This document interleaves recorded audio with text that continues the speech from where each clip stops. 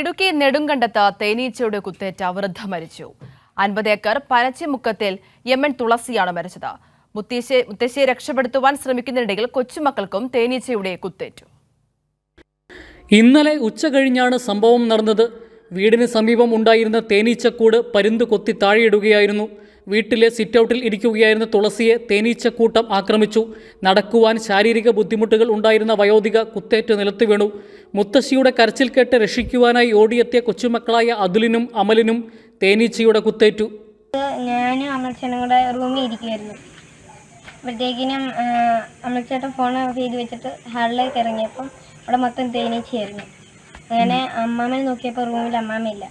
ഞങ്ങൾ ഓർത്ത് ബാത്റൂമിൽ പോയതായിരിക്കുന്നു. ഞങ്ങളുടെ റൂമിൻ്റെ ജനാലയിൽ കൂടെ നോക്കിയപ്പോൾ അവിടുന്ന് നടന്നു വരുന്നുണ്ട്. എന്നിട്ട് ലാസ്റ്റ് ഇവിടെ വന്നപ്പോഴത്തേക്കിനും മൊത്തം പൊടിഞ്ഞു. എന്നിട്ട് ഇവിടെ കിടന്നു. തുടർന്ന് നാട്ടുകാർ എത്തിയാണ് തുളസിയെ തേനീച്ചക്കൂട്ടത്തിൽ നിന്നും രക്ഷപ്പെടുത്തിയത്.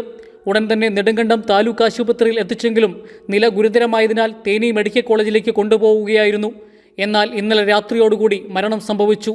നടക്കാൻ ഇറങ്ങിയപ്പോഴത്തേനും ഈ ഈച്ചകളെല്ലാം കൂടെ വന്ന് കുത്തി പൊതിഞ്ഞു കഴിഞ്ഞപ്പോൾ അമ്മയ്ക്ക് നടക്കാനും പറ്റത്തില്ല, ഓടാനും ഇല്ലാത്ത ഒരു അവസ്ഥ. പിള്ളേര് അപ്പുറത്ത് ഉണ്ടായിരുന്നു. പിള്ളേർ ഓടി വന്നപ്പോഴത്തേനും അമ്മയെ കുത്തി. ഇങ്ങനെ അമ്മ ബോധമില്ല എന്ന ബോധമുണ്ട് എന്ന രീതിയിൽ ഇവിടെ തിണ്ണയിലിരിക്കുമായിരുന്നു.